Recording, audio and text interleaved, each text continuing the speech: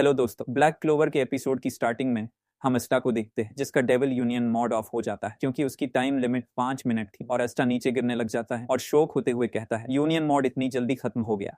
और नाच का डेविल कहता है बेवकूफ डीमन सोर्ड का यूज करके हवा में उड़ जा। तभी अस्टा के सामने एक पोर्टल ओपन होता है और सीधा क्लोवर किंगडम के टॉप पर जा गिरता है। तभी उसे कोई कहता है तुम फिर से पागलों की तरह अपनी पावर को बढ़ा रहे हो, लेकिन तुम अकेले नहीं हो। और हम वहां पर ब्लैक बुल्स के मेंबर्स को देखते हैं और आस्टा हंसते हुए कहता है समझ गया। और दूसरी तरफ डेविल्स की पूरी आर्मी सिटीजन पर हमला करने के लिए आगे बढ़ रही थी और सिटीजन बहुत ज्यादा पैनिक में आ जाते हैं। सभी वहां पर स्पेड किंगडम के रेजिस्टेंस मेंबर्स आ जाते हैं और उन डेविल्स पर अटैक कर देते हैं। और दूसरी तरफ सैली कुछ सिटीजन को अपने स्टिकी सलामेंडर्स से उन्हें पकड़ लेती है और उन्हें मकूसा के snow creation magic snowman safe house में ले जाती है और मकूसा सभी सिटीजन को हाइड कर देता है। इसके बाद हम रेड्स को देखते हैं जो बताता है हम मकूसा के स्नो मैजिक का यूज करके सिटीजन को डेविल्स से छुपाएंगे और वाल्टोस का स्पेस मैजिक का यूज करके उन्हें बाहर निकालेंगे। और दूसरी तरफ सेके कहता है अगर वो डेविल्स मेरे सामने आए तो मेरा मैजिक उन्हें खत्म कर देगा, लेकिन अंदर से वो भी बहुत ज्यादा डरा हुआ था और कहता है इधर नहीं इधर नहीं। और दूसरी तरफ बहुत सारे डेविल्स रेजिस्टेंस मेंबर्स पर अटैक करते हैं, लेकिन तभी कोई अपने फायर मैजिक से उस डेविल को वहीं पर खत्म कर देता है और हम वहां पर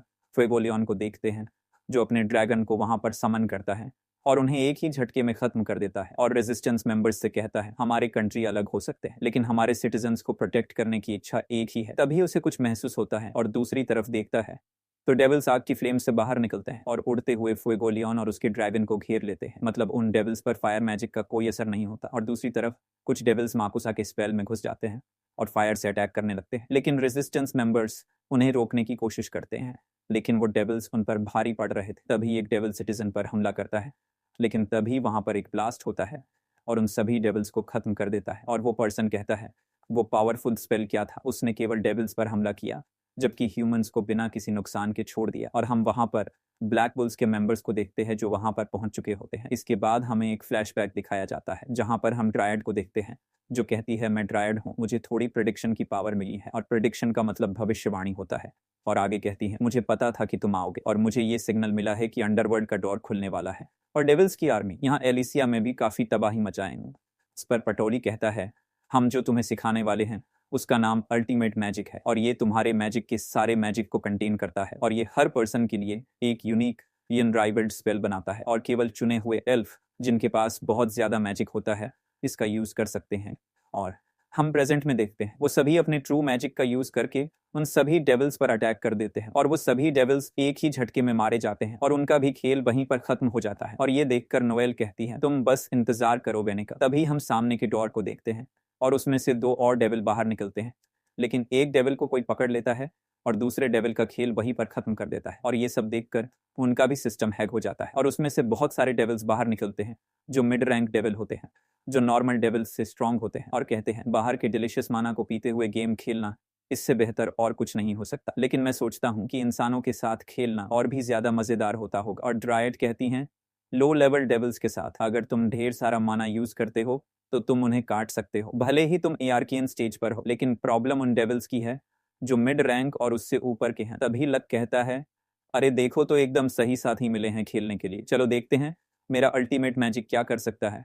और एक डेविल उन पर अटैक करते हुए कहता है चलो इंसानों के साथ खेलते हैं। तभी हम लक को देखते हैं जो बहुत स्पीड में उस डेविल के पास आ गया था और एक ही झटके में उसका हाथ काट देता है और ये सब लक ने इतनी जल्दी किया होता है कि उस डेविल को पता भी नहीं चलता। तभी दूसरा डेविल कहता है आखिर ये है कौन। और लक आपने ultimate lightning magic lightning battle field का यूज करते हुए उन सभी को बहुत स्पीड में वहीं पर काट देता है और उन डेविल्स की गर्दनें हवा में उड़ रही थी। और लक उन्हें देखकर कहता है अगर तुम मुझे देख नहीं सकते तो इसे गेम काउंट नहीं किया जाएगा। इसके बाद हम उसी किंगडम को देखते हैं जो जल भी रहा था और जम भी रहा था क्योंकि ये उन दोनों डेविल्स की पावर है जो उस किंगडम के अंदर है। इसके बाद हम उन दोनों डेविल्स को देखते हैं जिन्होंने आइस मैजिक से जैक को पकड़ा हुआ था। तभी हम वहां पर नाच को देखते हैं जो सोचता है नोएल और बाकी सभी के आने से पहले मुझे अंडरवर्ल्ड का डोर बंद करना है और इस कोशिश में हमें पहले डांटे और टॉप लेवल डेविल्स को अलग करना होगा। और वो दोनों डेविल्स भी नाच की तरफ बढ़ रहे थे और पता नहीं क्या कह रहे थे। और तभी हम डांटे को देखते हैं जो जोर जोर से हंसते हुए कहता है यही वो दुनिया है जो मैं चाहता था। और वो दोनों डेविल्स भी उसे देख लेते हैं और कहते हैं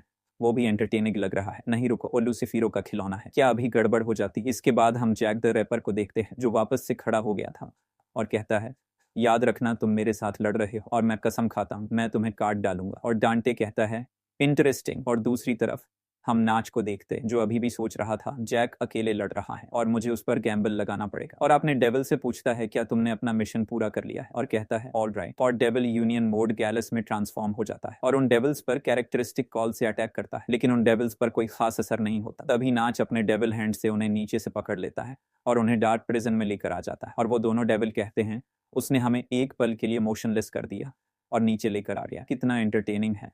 और नाच कहता है मैं तुम्हारा ओपोनेंट बनूंगा, और मानाजोन डार्क प्रिजन हंटिंग ग्राउंड से वहां पर अंधेरा कर देता है और कहता है चलो इस गेम को शुरू करते हैं। और उन दोनों डेविल्स को कुछ दिखाई नहीं दे रहा था, इसलिए वो इधर उधर अटैक कर रहे थे और नाच भी उनके अटैक से बच रहा था। तभी नाच एक डेविल के पीछे आ जाता है और उस पर अटैक कर देता है, लेकिन इस अटैक का उस डेविल पर ज्यादा असर नहीं होता और उल्टा नाच को ही पकड़ने वाला होता है और कहता है मैंने तुम्हें ढूंढ लिया।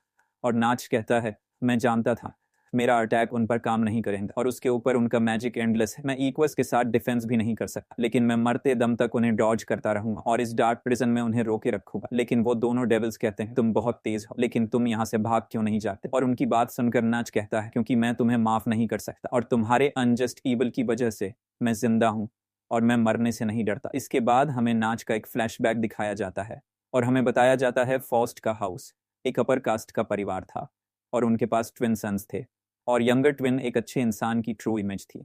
वो मैजिक नाइट्स में शामिल हो गया और लोगों की मदद करने लगा, लेकिन ओल्डर ट्विन बुरा था, वो एक क्रिमिनल था और ज़्यादातर लोग उससे डिसएग्रीमेंट रखते थे। वो मैजिक को केवल अपने लिए यूज़ करता था। इसके बाद हम नाच को देखते हैं जो कहता है तुम्हें मैजिक नाइट्स में ज्वाइन हो जाना चाहिए और तुम्हारे मैजिक से बहुत से लोगों की मदद हो सकती है। लेकिन उसका ओल्डर ब्रदर कहता है बेवकूफ़ मत बनो, इसमें मज़ा कहाँ है। तभी वहाँ पर यामी आ जाता है और कहता है मिशन टाइम। और नैच कहता है समझ गया। तभी उसका ओल्डर ब्रदर कहता है खैर यहाँ एक और अजीब आदमी है, ये तो पागलपन है कि तुम्हारे जैसे आदमी ने भी मैजिक नाइट को ज्वाइन किया। क्या वो चोगा तुम्हारे लिए बोझ नहीं है। इसी के साथ ब्लैक क्लोवर का एपिसोड एंड होता है।